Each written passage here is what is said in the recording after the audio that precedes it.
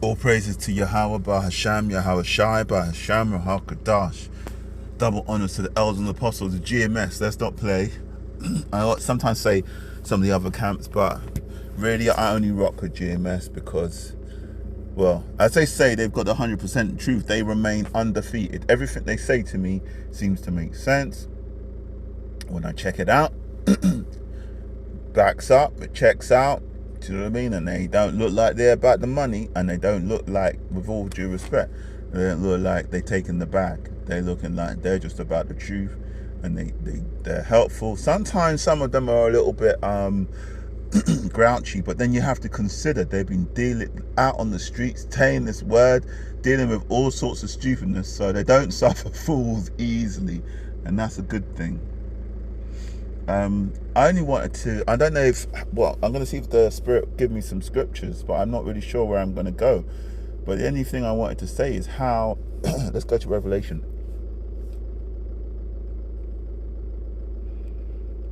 Whoops. How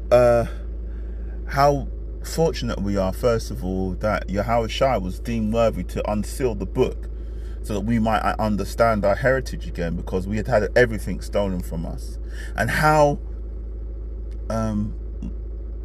wise the Holy Spirit was when inspiring the people to the prophets to write these passages, such that they would give us a blow-by-blow account in the last days of what was going to be happening, what was going to be occurring, so that we might be able to recognize the times, as in Ezra chapter 9, you know, measure the time diligently. I think it's Ezra chapter 9.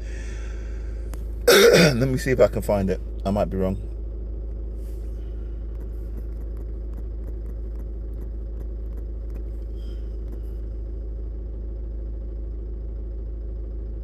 I don't think I've got it in this. Got to find one that is that's got the apocrypha in it. But I got that. I got those. I got those, baby. Oh, look, Esdras. Yeah, that's a nice breaking down some prophecies. But measure time. Oh, if I spell it right. Get some.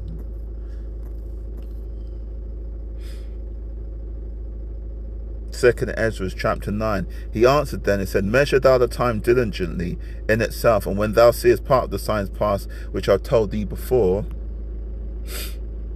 then shalt thou understand that it's the very same time when the highest will begin to visit the world which he made. So this angel talking to Ezra's, they already knew that the scriptures was going to be like, okay, we can tell you, like, in fact, that was a good point, like in Ezra chapter 12, yeah, this is going to happen, you know, like, and it was nearer the time, right?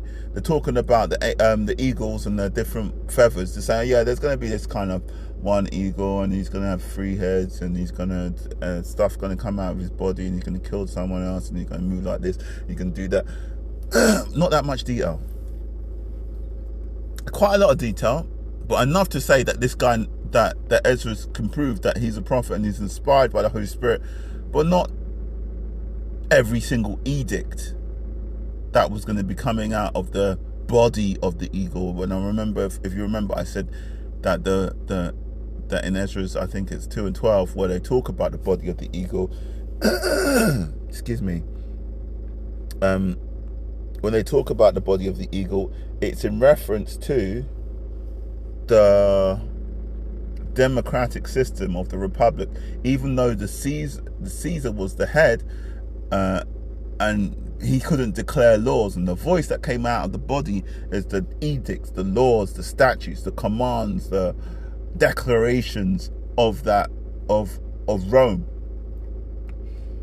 But it came out of the body because it had to come out of the body of the eagle, which meant the democratic system.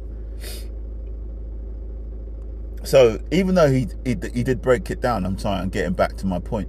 Even though he did break it down in Ezra's about what was going to happen in the nearer future than what was going to happen in the far future, the scriptures gave us, through John the Revelator, gave us a blow-by-blow account. Well, this is going to happen, then there's going to be a few hurricanes, then there's going to be a couple of wars, then they're all going to try and take the CHIP, and then it's really going to go down. Everybody going to be at each other's throat, no love for a brother.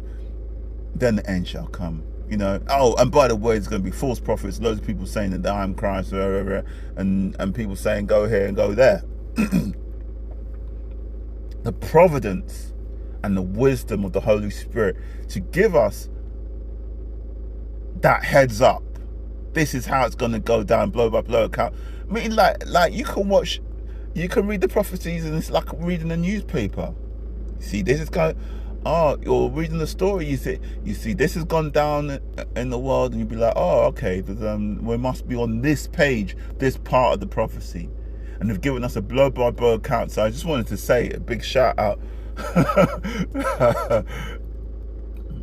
You have to be careful not to be disrespectful, but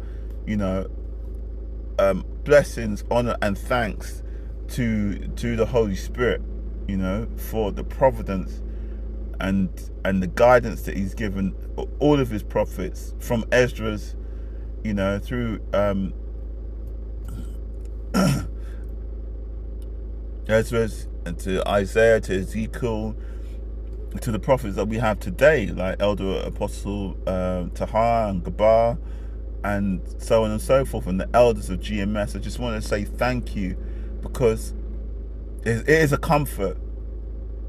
It is a comfort. I know there's a lot of people bugging out, seriously worried, and they're going to bug out even more when they start to lose their shit. They start to lose all of their possessions, But us, we've been prepared for it, And I just want to say a big thanks to the elders and apostles and the achyam and the achyas of GMS. Just be helping hold it down. Shalom.